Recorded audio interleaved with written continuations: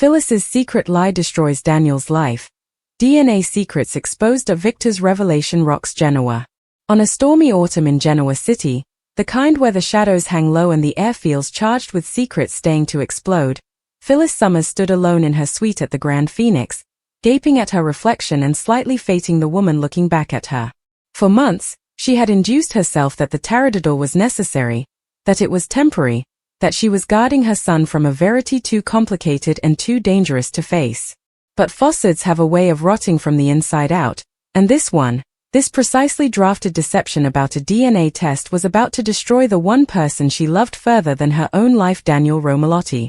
In typical fashion for the young and the restless, the unraveling began still, with a single train opened in a dimly lit office at Newman Enterprises. Victor Newman had been suspicious for weeks.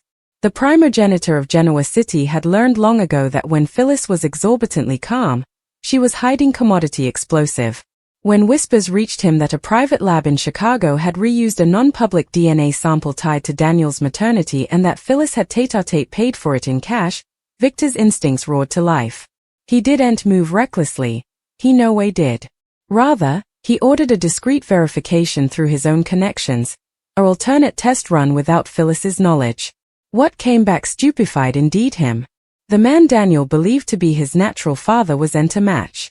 The results refocused away, toward a name that would shake multiple power structures in Genoa City and renew injuries allowed. Buried decades ago. Meanwhile, Daniel had been trying to rebuild his life after months of emotional chaos. He'd thrown himself into his gaming platform launch, determined to prove he was further than the dishness that sounded to follow his family. He trusted his mama again, cautiously, but authentically.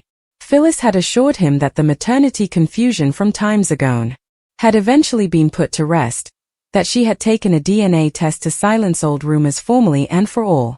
She showed him paperwork, persuading, sanctioned-looking documents that declared the matter closed. Daniel had believed her. Why wouldn't he? She was his mama. But what he didn't know was that the documents had been altered. The original DNA results had been inconclusive due to sample impurity. Rather than check incontinently, Phyllis shocked. She stressed what the verity might reveal, stressed that another important family might stake a claim to her son, stressed losing her emotional anchor. So she fabricated certainty. She told Daniel the test verified what he'd always believed, that the man who raised him was his natural father. She swore it under gashes and pulsing hands. And Daniel, hopeless for stability, accepted it. The explosion came at the Newman estate during what was supposed to be a routine strategy meeting about a junction affecting Daniel's tech adventure. Victor dismissed the others and asked Daniel to stay before. Nikki tasted the pressure incontinently but said nothing, watching her hubby with cautious eyes. Victor didn't desolate time.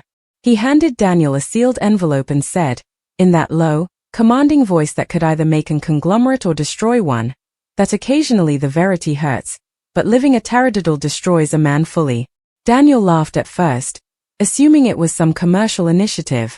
But when he opened the envelope and saw the lab button and the words alternate conformational DNA analysis, his hands began to shake. The results were clear. 0 probability of maternity with the man he'd always called father. Rather, there was a 99.98 probability match with a different inheritable sample, one that had been on train for entirely unconnected legal reasons times ago. Daniel read the name formally. Also again. His breath left him. Victor watched precisely as the consummation set in. Phyllis had known. Victor told him still that the original lab had flagged irregularities and that Phyllis had been informed. She chose not to pursue a pretest. Rather, she altered attestation to produce futurity. Daniel felt as if the ground beneath the estate bottom had cracked open. His entire sense of identity, formerly fragile from times of emotional bouleversement, shattered in that moment. Rage followed shock in a nippy, ruinous surge. He brazened his mama that evening at the Grand Phoenix. Phyllis knew the alternate. She saw his face. He didn't need to say anything. The hurt in his eyes was worse than any blameworthiness. When he demanded to know if she'd prevaricated, she tried at first to defend herself, to say she was guarding him, that query would have ruined his focus, that she didn't want opportunistic families using him as influence. But Daniel didn't want strategy. He wanted honesty. He reminded her that every time she manipulated reality for someone's own good, lives collapsed. This time, it was his.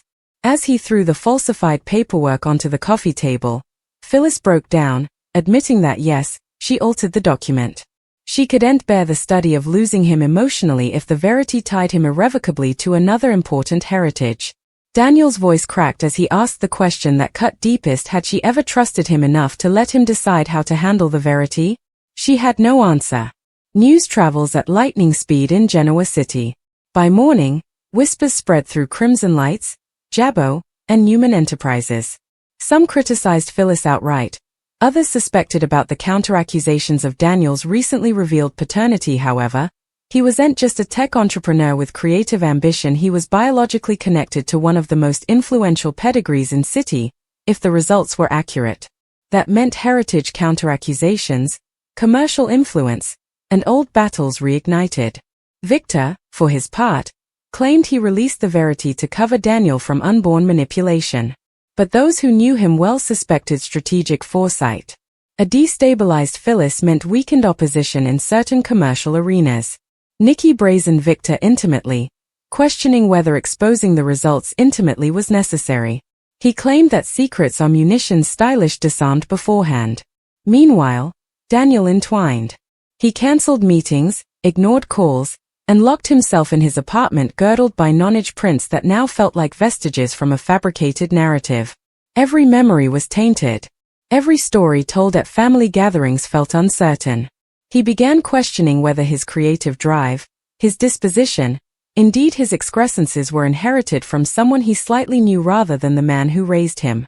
The identity extremity was brutal. Phyllis tried to repair the damage, but Daniel refused to see her. He told her through an unrestricted door that love erected on deception wasn't protection, it was control. Those words pierced deeper than any commercial defeat she'd ever endured. Other players snappily took sides. Some saw opportunity, however. Stock valuations could shift if Daniel's natural connection aligned with certain commercial dynasties. Old choices might be challenged. Attorneys began reviewing decades-old paperwork. Genoa City thrives on heritage, and DNA doesn't just determine family, it determines power. Victor's disclosure didn't just rock a family, it transferred shockwaves through boardrooms. The man named in the results had been ignorant of any possibility of maternity.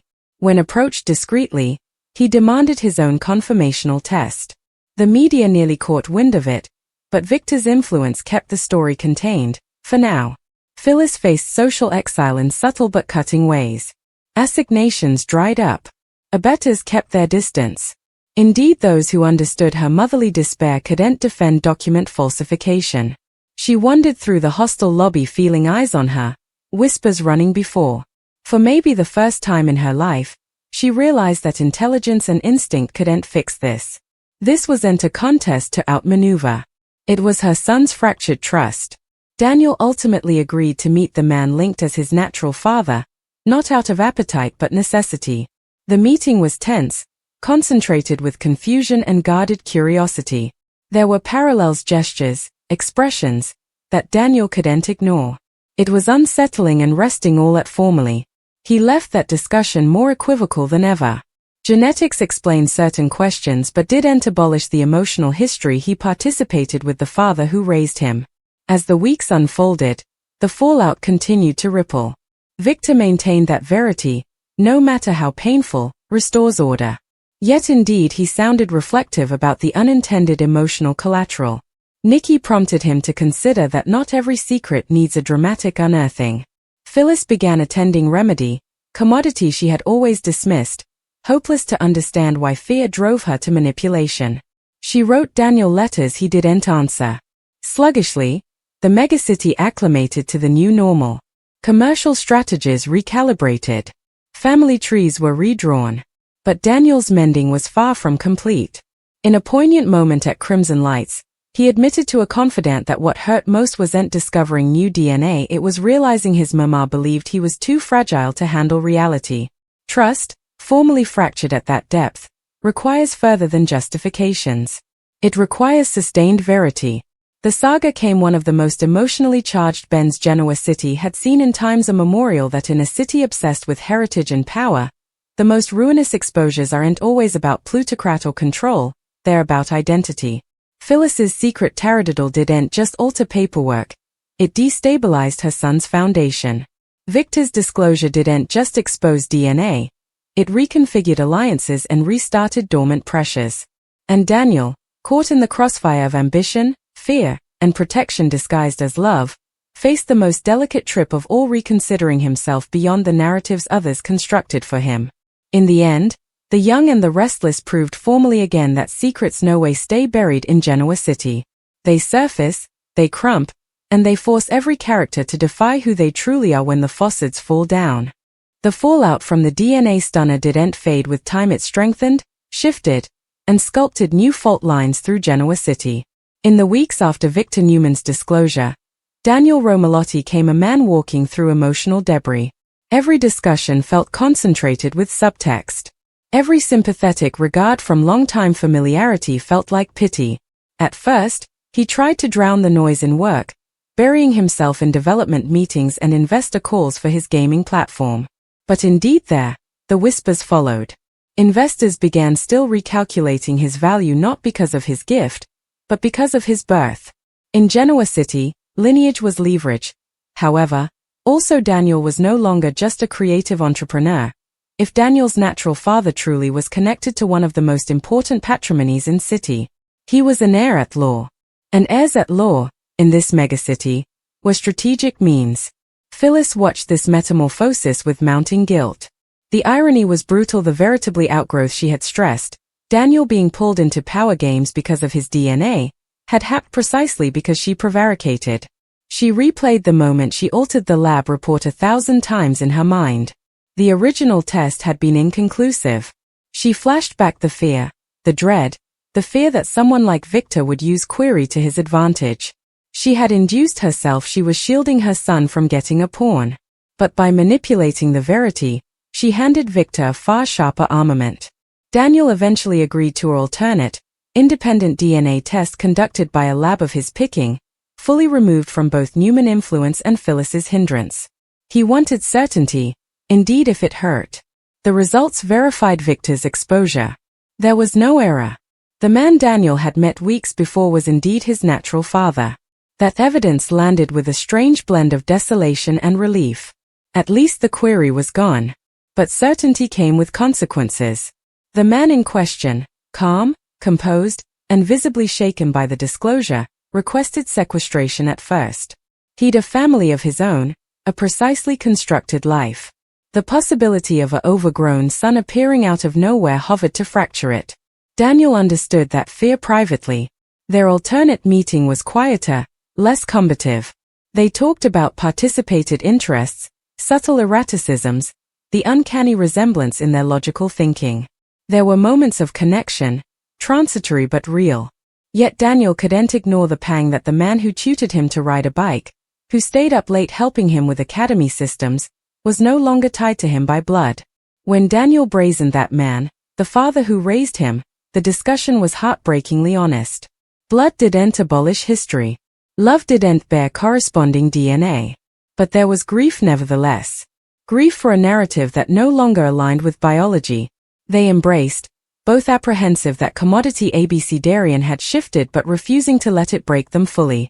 In that moment, Daniel realized identity wasn't double. It wasn't moreover all. It was concentrated. Meanwhile, Victor remained outwardly composed but intimately reflective. He'd exposed the verity believing it was strategic necessity. Yet watching Daniel's struggle stirred commodity complicated within him. Victor valued heritage above all additional. He understood the seismic impact of discovering your lineage was different than believed. In quiet moments with Nikki, he admitted that maybe he undervalued the emotional blast compass. Nikki, ever perceptive, reminded him that verity delivered without compassion can feel like atrocity. Phyllis's world grew lower. Business alliances cooled. Indeed, those who formerly respected her fierce fidelity questioned her judgment. She tried multiple times to see Daniel in person, but he maintained distance. He wasn't screaming presently. He wasn't lashing out. That frightened her more. His silence was measured, deliberate. He demanded space to determine whether remission was possible. She began attending remedy constantly, defying a continuance pattern of controlling issues to avoid abandonment. For maybe the first time, she admitted that her topmost fear wasn't losing power, it was losing love. Commercial counter-accusations boosted. Attorneys representing the natural father still reviewed estate documents. However, heritage structures could change dramatically if Daniel was fairly honored. Board members suspected about advancing shares and race plans. Genoa City thrived on power shifts, and this disclosure was monumental. Victor covered developments nearly. Icing Newman Enterprises remained insulated from external volatility. He refused to allow insecurity to weaken his conglomerate. Daniel, still, surprised everyone. Rather than using his newfound lineage for commercial gain, he intimately clarified that his company would remain independent. In a precisely articulated statement, he emphasized merit over heritage. He refused board seats offered through natural ties. That decision earned him quiet respect, indeed from rivals. It also gestured that while DNA might define origins, it would not mandate fortune. Phyllis watched that press conference from her suite, gashes slipping down her face. She saw strength in her son that she had undervalued. Maybe if she had trusted him with the verity from the morning, this desolation could have been avoided. But remorse offered no lanes. The natural father ultimately invited Daniel to a private family regale. No media, no legal counsels, just discussion. It was awkward, concentrated with curiosity and caution. Half-siblings studied him with guarded seductiveness. There were polite questions, conditional horse laugh. Daniel felt like both guest and glass. Analogous grins, participated humor, it was surreal. He left that evening emotionally drained but oddly steadier. The unknown had come palpable. Phyllis's breaking point came when she eavesdropped two socialites at society bruiting about her manipulation. For times, she had thrived on contestation. But this was different. This wasn't reproach, it was motherly failure.